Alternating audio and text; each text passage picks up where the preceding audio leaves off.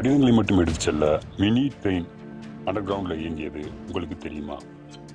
அதாவது 1900 காலகட்டத்தில் லண்டன் நகரத்தில் கடிதங்களை எடுத்து செல்ல மனிதர்கள் பயணிக்கும் அண்டர் கிரவுண்ட் ட்ரெயினை விட மிகச்சிறிய டியூப் வடிவிலான ட்ரெயின் உபயோகத்தில் இருந்தது.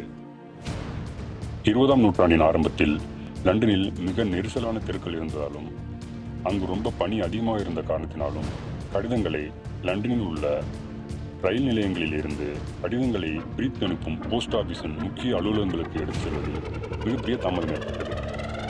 அதனால் 1911 டிரைவர் இல்லாமல் ஒரு எலக்ட்ரிக் மினி ட்ரெயினை உருவாக்க ஒரு குழு அமைத்து ஒரு ப்ராஜெக்ட் சப்மிட் பண்ணாங்க.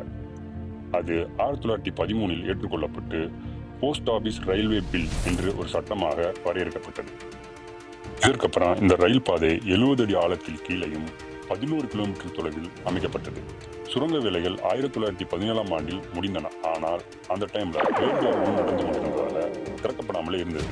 இறுதியாக டிசம்பர் 1927 அன்று திறக்கப்பட்டு பயன்பாட்டுக்கு வந்தது.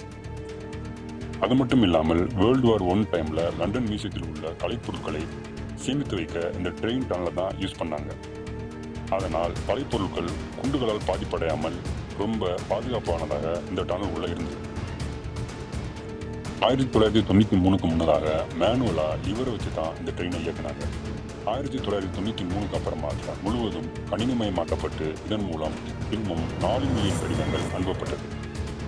போஸ்டல் சர்வீஸில் புதிய டெக்னாலஜி வந்ததாலும் பலதாகி விட்டதாலும் ரொம்ப பொருட்செலவு அதிகமானதாலும் 2003ஆம் ஆண்டு இந்த சேவை நிறுத்தப்பட்டது. 2017ஆம் ஆண்டு இதை ஒரு மியூசியமாக மாற்றப்பட்டு அந்த மினி ட்ரெயினில் மக்கள் ஏறி அமர்ந்து உள்ளே பயணம் செய்கிற மாதிரி மாற்றி அமைச்சு அந்த டனலை சுற்றி பார்க்குற மாதிரி இன்று பயன்பாட்டில் இருக்குது.